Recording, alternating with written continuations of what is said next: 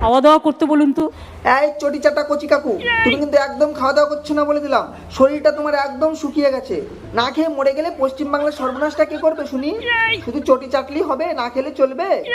দিদি বকে দিয়েছি, এখন থেকে খাবে। একদম খায় দেয় না, দেখুন চেহারাগুলো কি হয়েছে সব। একদম জাতা হয়ে গেছে, চটি চাটতে চাটতে চাপাটাই চিপসে গেছে।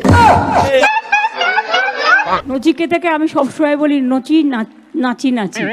আহা, নচিকেতা চক্রবর্তী গান গাওয়ার সঙ্গে সঙ্গে কিন্তু তিনি বেশ কিছু ফিল্মে অভিনয় পর্যন্ত করেছেন। আরে বাপরে, তাই নাকি? এত মুভিতে অভিনয় করেছে?